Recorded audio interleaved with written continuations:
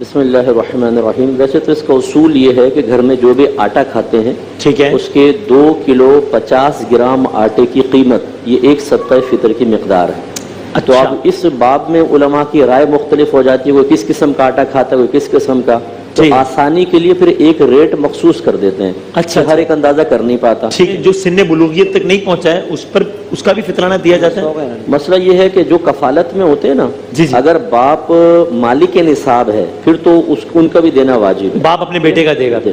اور اگر نہیں ہے تو پھر اپنا بھی دینا واجب نہیں ہے، ان کا کیا واجب ہوگا؟ پھر دے دے تو بہتر ہے، نہیں دے تو کوئی مسئلہ نہیں ہے۔ لیکن جو بالغان ہیں جیسے زوجہ ہیں اور بالغ بچے ہیں، ان کا شوہر پر یا باپ پر واجب نہیں ہوتا، لیکن ان کی اجازت سے ادا کرے گا تو ادا ہو جائے گا۔ اگر کوئی خاتون ہے جو کہ خود نہیں کما رہی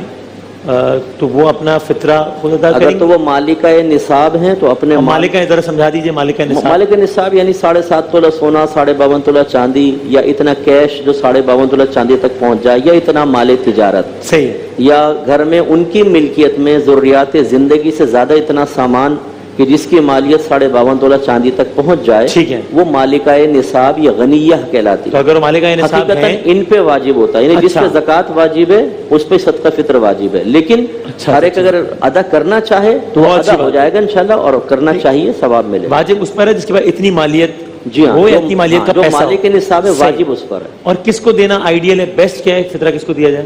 مطلب یہ ایک تو اصول وہی رشتہ داروں کا ہے کہ جن کی نسل سے آپ ہیں انہیں نہیں دے سکتے، ماں باپ دادا دادی نانا نانی، جو آپ کی نسل سے انہیں نہیں دے سکتے، بیٹا بیٹی پوتا پوتی نواسہ نواسی، شوہر بیوی کو، بیوی شوہر کو نہیں دے سکتے، سید حضرات کو نہیں دے سکتے، اور جو غنی ہے مالک نصاب اسے نہیں دے سکتے، باقی سب کو دے سکتے ہیں، سگے بھائی بہن ہیں، چچا تایا پھوپھا ماما، کیونکہ ہم ان کی نسل سے نہیں، ہماری نسل سے نہیں، کسی کو دے سکتے۔ اس میں یہ دیتے وقت چونکہ کبھی آپ رشتہ داروں کو دے رہے ہوتے ہیں تو یہ خیال ہوتا ہے کہ وہ فیل نہ کریں کہ یار تو مجھے کیا کوئی فقیر سمجھا ہوا ہے،